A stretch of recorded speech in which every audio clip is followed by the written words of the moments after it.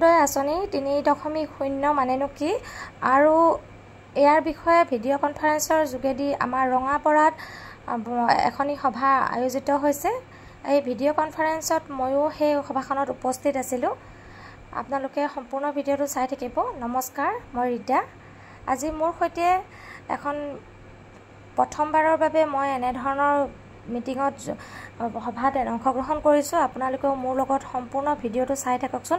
ৰঙাপাৰা অঞ্চলত কিমান মহিলা ইমান গৰমতো কেনেধৰণে সকলোবিলাক ঘৰৰ কাম কাজ এৰি থৈ ইমান ডাঙৰ এখন সভা আয়োজিত হৈছিল আৰু সেই সভাখনত উপস্থিত আছিল।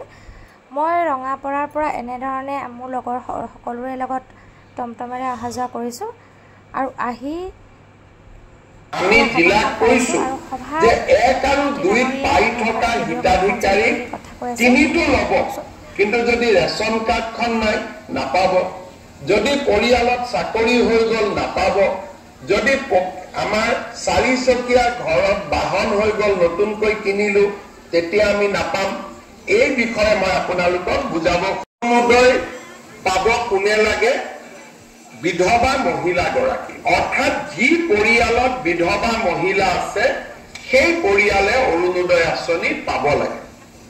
যদি কোনোবা পৰিয়ালত 45 বছৰৰ ওপৰৰ অবিবাহিতা ছোৱালী আছে সেই পৰিয়ালটোৱেও অৰুণোদয় পাব লাগে। কোনোবা পৰিয়ালত যদি বিবাহ বিচ্ছেদ হোৱা মহিলা আছে সেই পৰিয়ালটোৱেও বেলেগ বেলেগ লৈছে, কিন্তু ভাৰতৰ এতিয়া মহাৰাষ্ট্ৰত এইবাৰ এই আঁচনিখন ৰূপায়ণ হৈছে।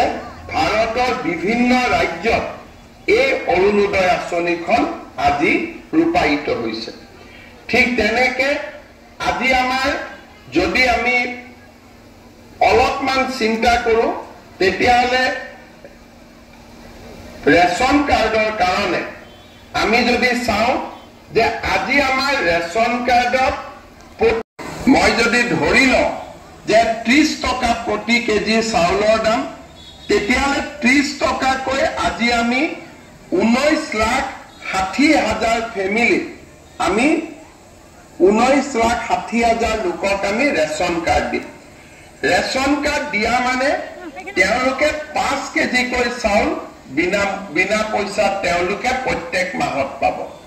5 কেজিক যদি 30 টকাকৈ 150 টকা ধৰি লওঁ আৰু 19,60,000 পৰিয়ালক যদি আমি নতুনকৈ ৰেচন কাৰ্ড দিছো তেতিয়াহ'লে এই টকা 441 কোটি টকা প্ৰতি মাহত হ'ব। আপোনালোকে খালি 44 কোটি টকা প্ৰতি মাহত যাবগৈ। আৰু যদি 2,85,60 লাখ লোকক ধৰি লওঁ কিমান টকা হ'ব পাৰে 150 টকাকৈ প্ৰতি মাহত পূৰণ কৰিলে আপোনালোকে নিজে চিন্তা কৰি চাব পাৰে। দুখীয়া দৰিদ্ৰ মানুহক আজি আমি 3টা সহায় ডাইৰেক্টলি কৰিছো যি আগত কেতিয়াও সম্ভৱ হোৱা নাছিল। অৰুণোদয় 1260 টকা, চাউলৰ বাবদ প্ৰায় 200 টকা আৰু চিকিৎসাৰ কাৰণে আয়ুষ্মান ভাৰত, আয়ুষ্মান অসম কাৰ্ডৰ জৰিয়তে বছৰি 5 লাখ টকা। আগতে দুখীয়া মানুহক এই ধৰণে ডাইৰেক্টলি সহায় কৰাৰ চৰকাৰৰ হাতত কোনো আঁচনি নাছিল।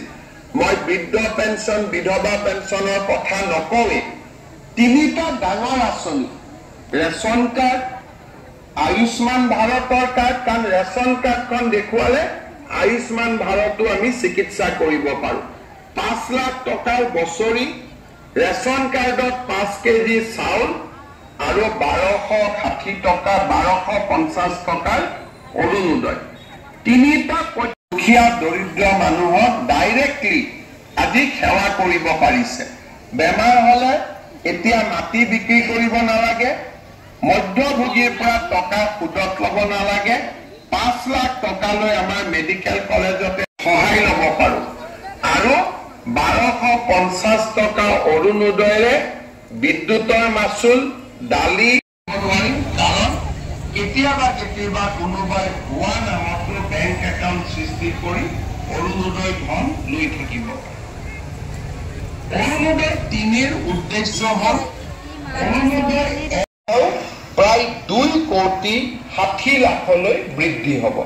তাৰমানে ৰেচন কাৰ্ড নোহোৱা পৰিয়াল এতিয়া অসমত দুখীয়া পৰিয়াল খুব কমেই থাকিব। যিসকলে অৰুণোদয়ত আবেদন কৰিব কিন্তু মোৰ ৰেচন কাৰ্ড নাই, তেওঁলোকে প্ৰথমতে ৰেচন কাৰ্ডখন ল'ব। ৰেচন কাৰ্ডখন লোৱাৰ পিছতহে অৰুণোদয় ল'ব। কাৰণ অৰুণোদয় ল'বৰ কাৰণে আমি জিলাক কৈছো যে 1 আৰু 2 পাই থকা হিতাধিকাৰীক 3টো ল'ব, কিন্তু যদি ৰেচন কাৰ্ডখন নাই নাপাব। যদি পৰিয়ালত চাকৰি হৈ গ'ল নাপাব। যদি আমাৰ 4 চকীয়া ঘৰত বাহন হৈ গ'ল নতুনকৈ কিনিলো তেতিয়া আমি নাপাম। এই বিষয়ে মই আপোনালোকক বুজাব। জয় জয় জয় জয় হে। ধন্যবাদ।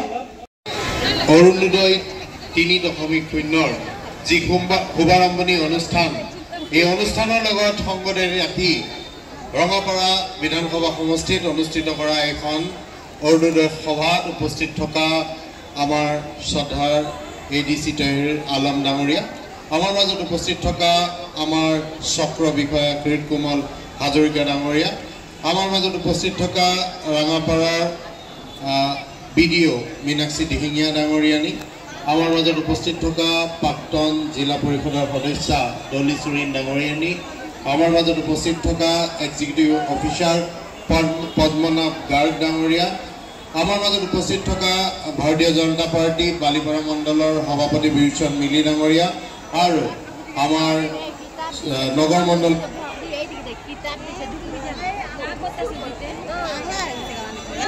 নহ'ল। তো তেনেকুৱা পৰিয়ালৰ কাৰণেও আজি মাননীয় মুখ্যমন্ত্ৰী ডাঙৰীয়াই কৈছে এটা সমষ্টিত ৰঙাপাৰা সমষ্টিত প্ৰায় 13,000 তেনেকুৱা পৰিয়ালে আৰু ৰেচন কাৰ্ড